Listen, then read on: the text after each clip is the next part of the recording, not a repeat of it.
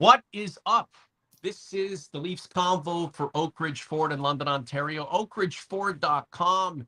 Happy season 6 of the podcast. We are back live and in charge for another season to come. It is September 10th, 2023. Norm James in London, Ontario. Mike Augello in Buffalo, New York. Your dynamic duo back at it once again. Geez, Mike, we've been on the airwaves together since 2009, 6 seasons within this format on YouTube.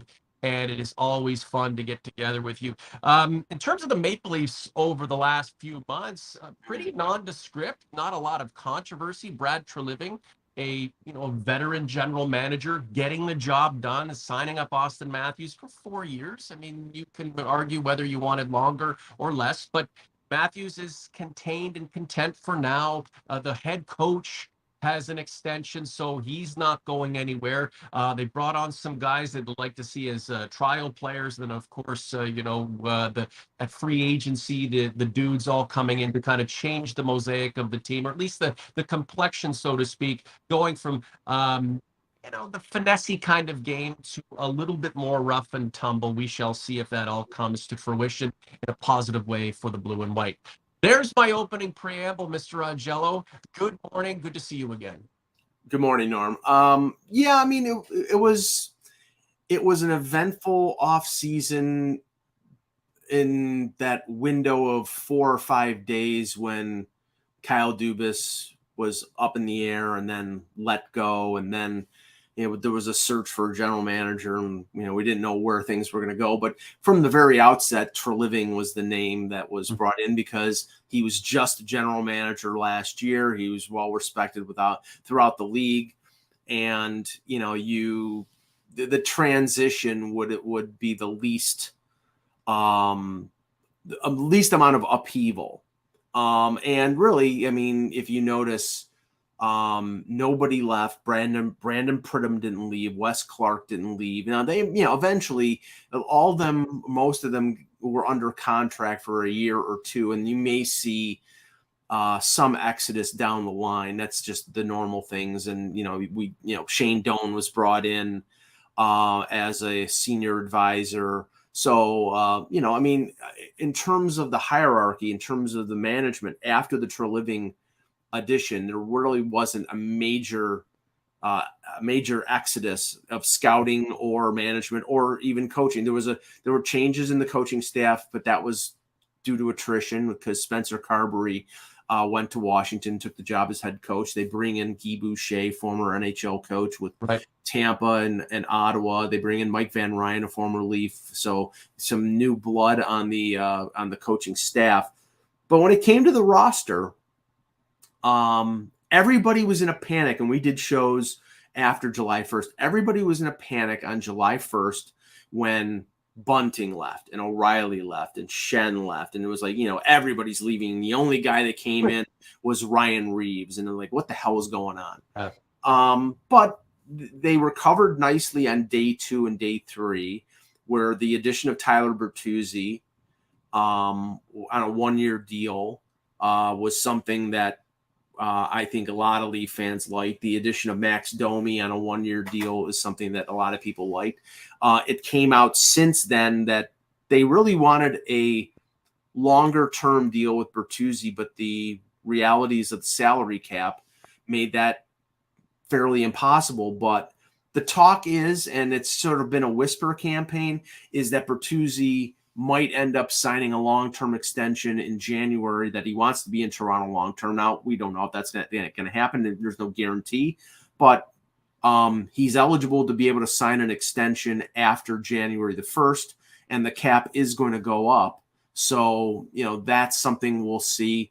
But the big news was the Matthews contract, and I don't think anybody really can complain about it. I mean, obviously, the team wanted as many years as they could get him for. He has followed the same playbook that he followed ever since he was drafted. He had to take a 3-year ELC, then he takes a 5-year deal, so he turns UFA at 26. Now, 1 year out, he signs a 4-year extension. So they've got him locked up for pretty much his entire prime. until the age of 30. Now, will they want to sign him to an extension after that? Of course they will. Does he want to? Well, it depends on what they want to pay him. I mean, that's 4 or 5 years down the line. They don't have to worry about that. But the big news was getting him locked up, and now you've got one of the top 4 or 5 players in the NHL locked up until the age of 30, and that's a good thing. This is the Convo for Oak Ridge Ford in London, Ontario, oakridgeford.com, our sponsor, back with us for season 6, and we're very thankful for that. We have a ton of F-150s on the lot right now, and the discount is more excessive than it's ever been, not just from the dealership, but Ford has come to the party, chipping in some money. If you're an OG, a convert, new to the podcast, you're in and out of this platform, and you are looking for a vehicle, specifically a truck, I can take care of you. Reach out to me. Our listenership, our viewership, our supporters have come to me in the past, and they have been taken great care of. Now I can do not only the concierge valet kind of service for you, the white glove service that you should expect. I can take a bunch of money off the top of the MSRP to help you on the budget. Reach out to me right now. You can do it through the chat, and you know where I'm at on Twitter. Norman.james@oakridgeford.com. Email me, and let's get things together. It's been over 2 months, Mike, since we were chatting last, and that was in the kind of the amidst the free agent frenzy, and obviously the Leafs doing some things to calm the masses a little bit after what we thought was a bit of a lackluster period there. I'm excited to see how this team presents itself on the ice, because the dynamic has changed. There's some grit there. There's some fight there. There's some zest there. There are going to be guys who are motivated to wear the blue and white, and on certain nights it may have to be reined in. On other nights will be just fine in terms of the temperature that they create when it comes to competing and giving their very best to help this team further itself.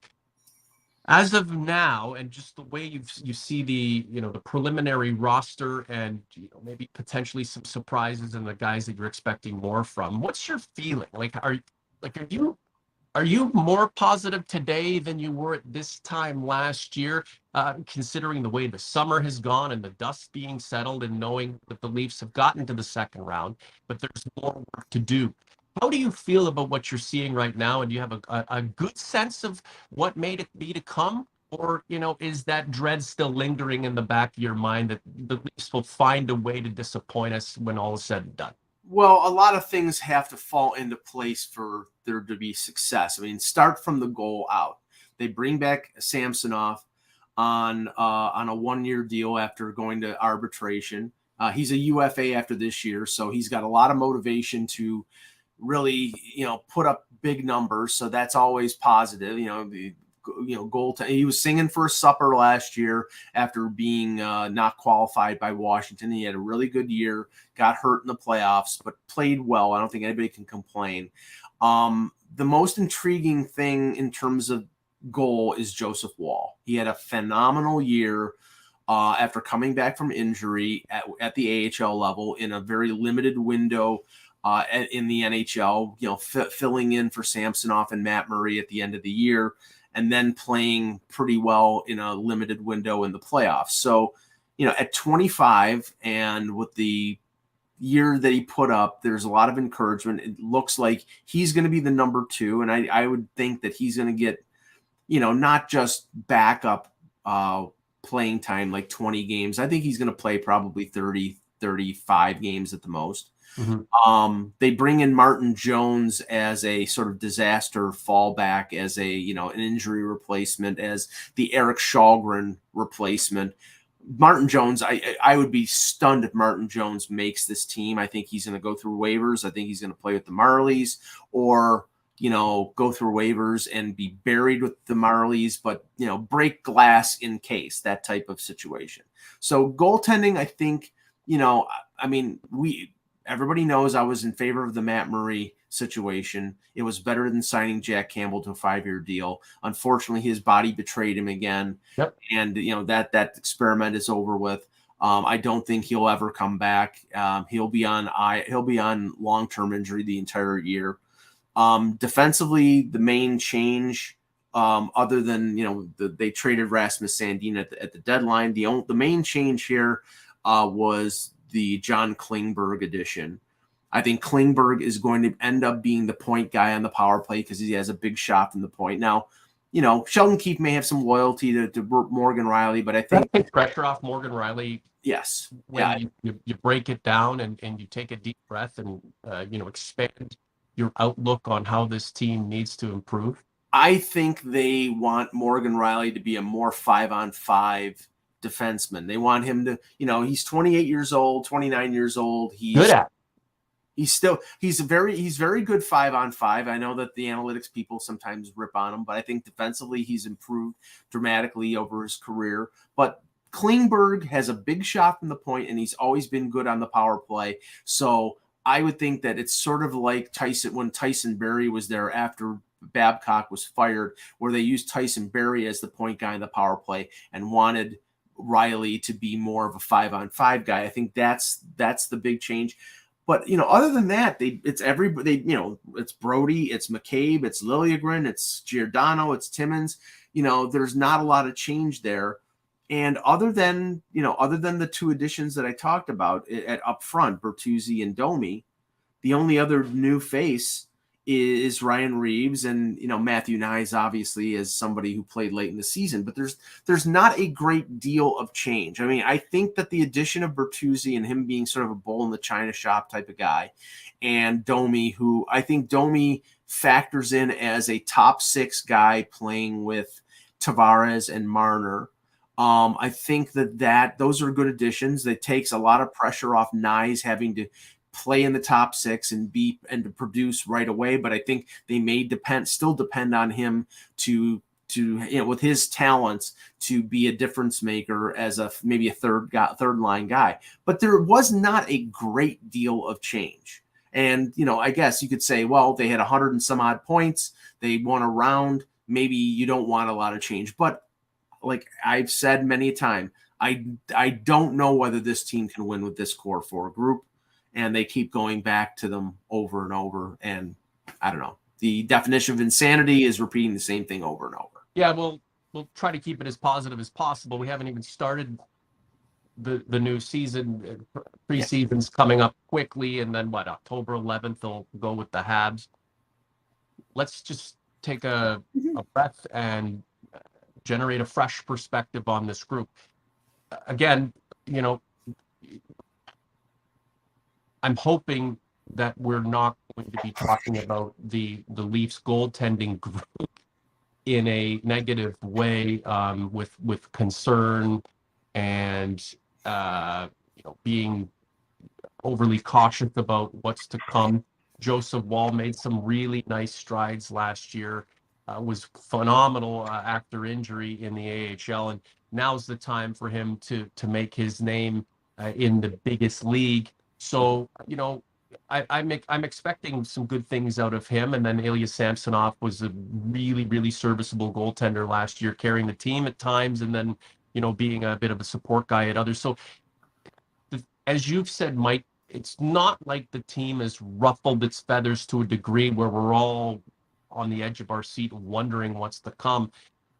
As it appears right now, I'm expecting a lot of the same from last year's group into the group going forward, with hopefully the experience of having lost in the second round and knowing that this team really needs to make strides further than where it's gone, and the maturity aspect helping propel the team forward with the extra grit up front, and then a defensive core that when you look at it, we didn't have too many problems with the defense last year. They were pretty solid, in and around some criticism of guys like Morgan Rielly, who really never seemed to appease or appeal to the general fan base. There's always somebody who's pissed off with him, and then losing Jake Muzzin wasn't the greatest thing. So a fresh approach, a fresh perspective with a team that didn't set the world on fire during the offseason, but made changes that a lot of us had wanted to see. So Let's give them some credit and see where it all goes. I just want to get to a couple of comments from the OGs and converts. Michael Matthew, certainly an OG with us since season 1. Looking forward to watching this team. Treliving's moves are good, but time will tell. David Hillman, a convert who gets traded to make the cap work. Something has to happen. Of course, something's got to go down. We can't just take a deep breath and enjoy what we have right now and see how it metastasizes into something better. We have to do something, and that's the urgency that a lot of fans feel and will always continue to feel. And that's their right. And Mike, you and I will probably get caught up in that. Well, Steve Sacrum, why should it be any different this time? Well, Mike, why don't you try to answer that? Well, first on the cap, because whoever was asking about what move they're going to make, what trade they're going to make, right now, Muzzin and Murray count against the cap, but they'll go on LTIR at the beginning of the season, so that's about 5.6 and 5.25. I think something like that. It's about a little over 10 million, 10.3 million. Right. But there's still a difference of about a little less than 3 million of what they have to clear off the cap to be able to be compliant. And the question is, will that be trading a TJ Brody, who's making 5 million? Problem is somebody's got to take these guys. It's like that's the thing. It's like I personally think that with Brandon Pridham, we always look at the situation and like the magic that he works in terms of the cap.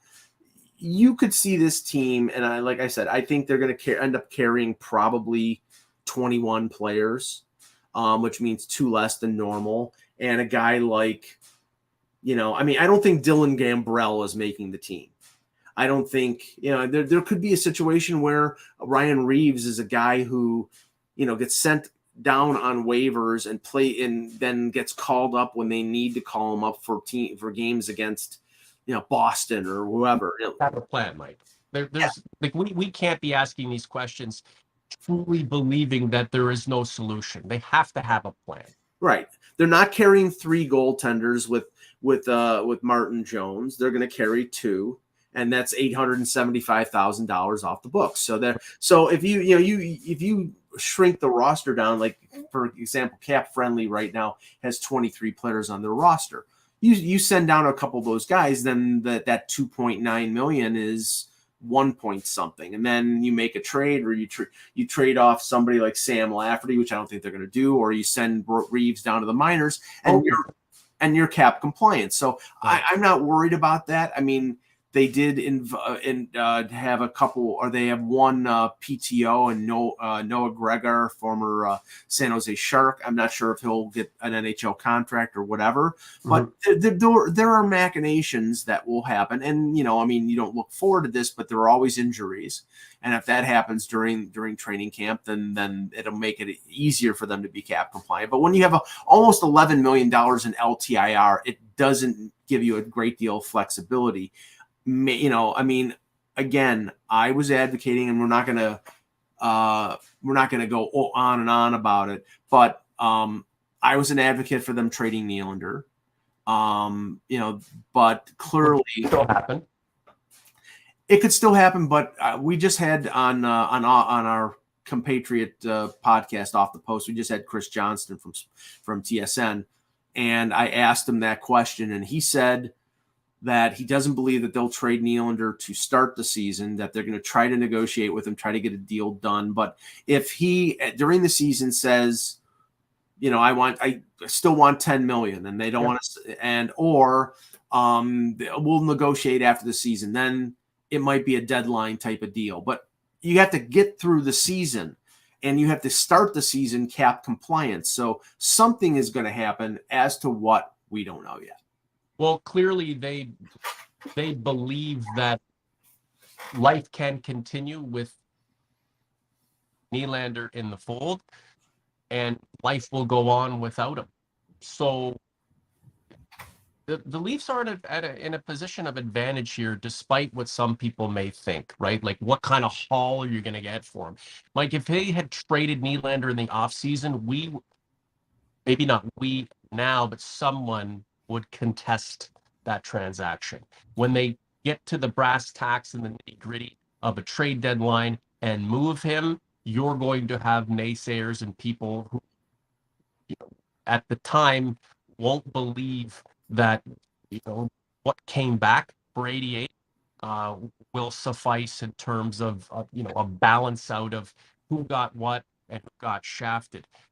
Look, the train's on the tracks. It's just time to get back to winning games with a team that is composed mostly of the same group that got into the second round last year, with some alterations, with some improvements, right? The guys like Bertuzzi, guys like Domi, guys like McCabe, guys like uh, Lafferty now with full season. Those guys are tough dudes. Those guys play pretty hard, but they do have the skill required to assimilate with this group, and and be quick. And you got John Klingberg now with a big shot who can run the point, and that was a real sore spot for the Maple Leafs last year. A guy like Joseph Wolf, friggin' knows. Right. He could be a Vezina Trophy candidate here in the next couple of years, based on his ascent and his capabilities. Again, I'm not telling tales out of school, and I'm not overshooting here. Like, the team, the team's in a decent spot to continue. It's the evolution stages of getting out of that main group and into the elite group. The question will be, how does this team and the way that it comes together stand up to a league, in particular a division that's really, really improving, and that's certainly intriguing as we go forward. Mike, I don't want to do the first show for the next 3, 4, 5 hours. We probably wrap it up here in the next 10 minutes. Yeah. I want to just ask you again about, or comment about Keith getting his extension for living, sitting where he sits. A lot of the exodus not necessarily taking place. Uh, do you think there's a harmonious uh, nature to the upper echelon of the organization and the management group that uh, kind of sets the tone for where we're going in the season to come, and why we're not saber rattling and freaking out right now, but Well, we have a quiet optimism?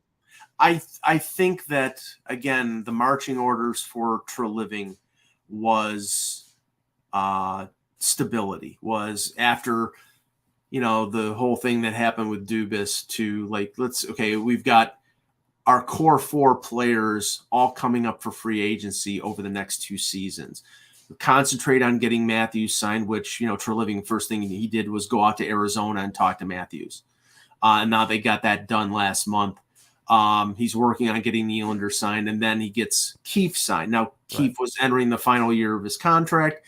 The extension is only 2 years. That's nothing that's on the books in terms of salary cap. So really, if it doesn't work out, and like after this year they take a step back and they want to go a different direction in terms of a coach, then it's only money out of MLS and East pocket, and that's not a big deal. So, but I do think they wanted, Keefe is respected by those players. They wanted to exude stability, and I think that's that was the main impetus for that extension. But I don't think that says, okay, Sheldon Keefe is going to be the coach of this team for the next 10 years. It's a results oriented business. He Treliving met with him, talked with him over a long period of time, thought that this was a guy that we're going to continue with. Obviously Keefe's road to, everybody thought that, Keefe will leave for Pittsburgh and join Dubas. They got Sullivan there, who's won 2 Stanley Cups, so he's not leaving there anytime soon. So I think, like I said, the marching orders were stability. Yeah. And I think that was what Treliving did. And now I think that there are some people out there that would have wanted more change. Because there are some still be to come, Mike. Sorry to interrupt. Well, no, but there are some people who wanted the change that they made at the deadline, like re-signing Ryan O'Reilly and re-signing Luke Schenn and re-signing Michael Bunting, those moves, O'Reilly didn't want to stay in Toronto. He didn't like the attention, and I don't begrudge him that. So that's why he didn't stick around, He because can't. we weren't sure at the time he chose not to come back Yeah, what the reason was. he essentially admitted that, it was basically the fishbowl of Toronto was too much for him. Toronto offered him the same offer as Nashville. Tennessee is a no tax state, so the $4.5 million that he got from them, is actually more money in his pocket than it would be in Toronto. So that was a factor. Luke Schenn got, and I don't begrudge him this in the slightest. The Leafs were probably offering him a 2-year deal at significantly less money. He got 3 years at over $3 million. And I mean, I don't, that if I'm at his probably his last contract too. Right, exactly. The Bunting deal, obviously, the report is that once Dubas lost his position and was going to Pittsburgh, that their interest in Bunting was pretty much gone. I think it's a mistake. I think he was a good player. Now he's replaced by Bertuzzi. Bertuzzi's a bigger player, plays a similar type of abrasive game. Bertuzzi's got a little more injury history, but I don't care what anybody. Michael Bunting will be very successful in Carolina. He was a good player. Some of the players that they lost, I think that a lot of people would have liked to see them keep.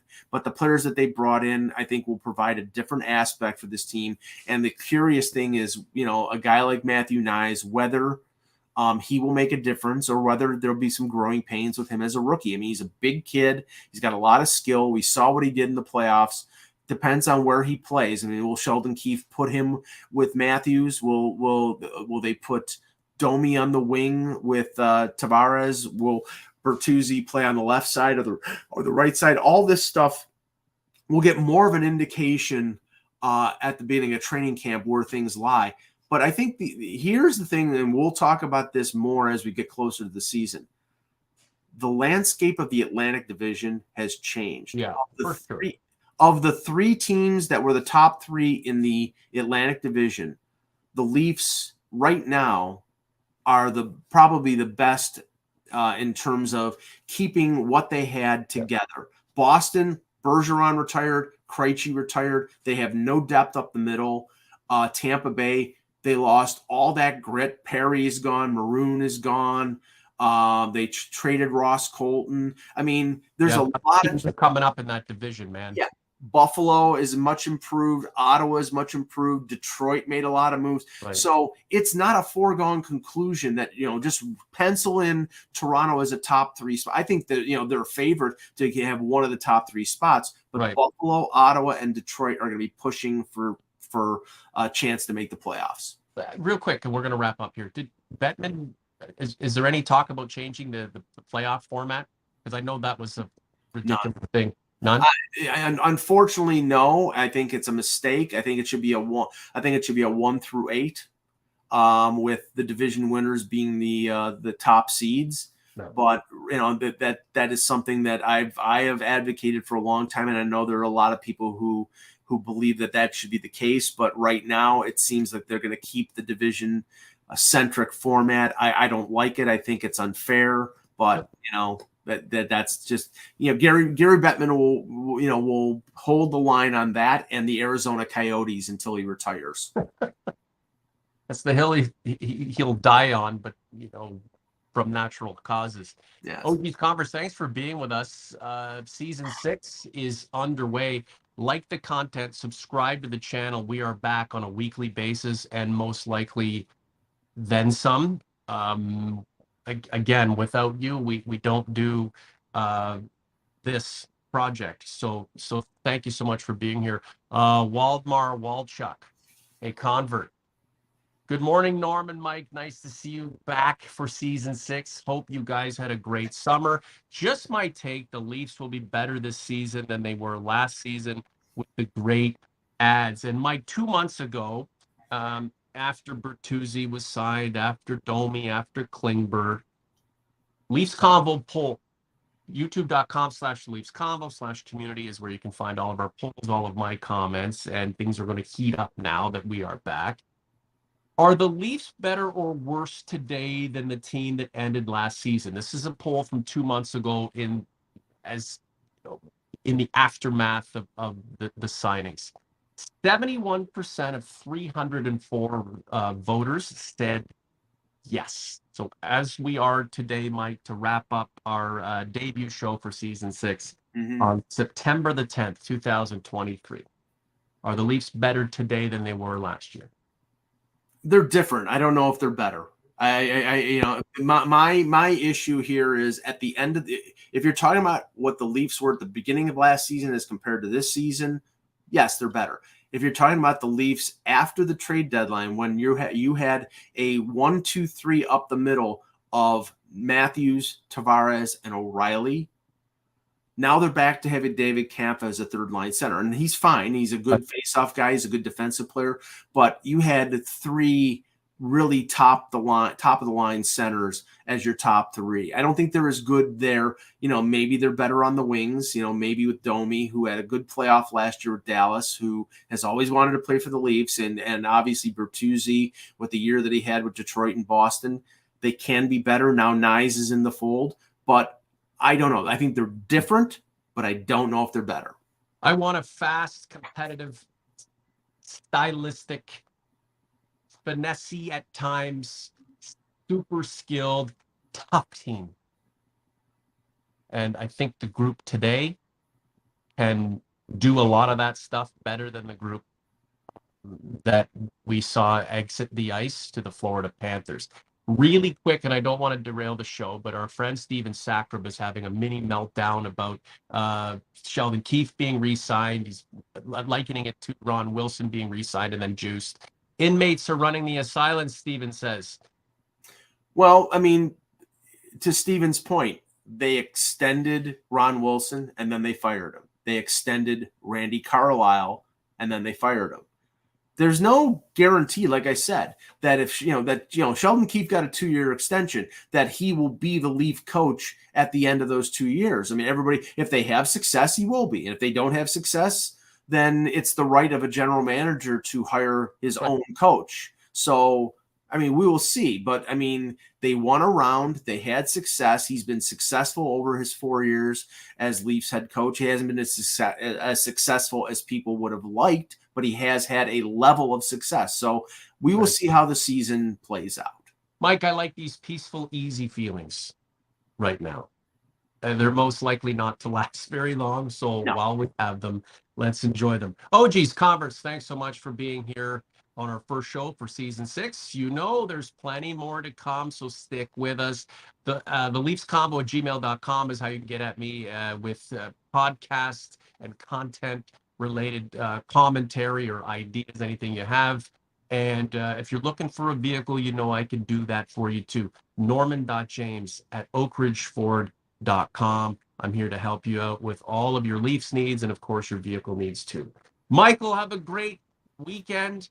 For Mr. Augello, I'm Norm. We'll be back in 7 days' time or maybe sooner. See you soon.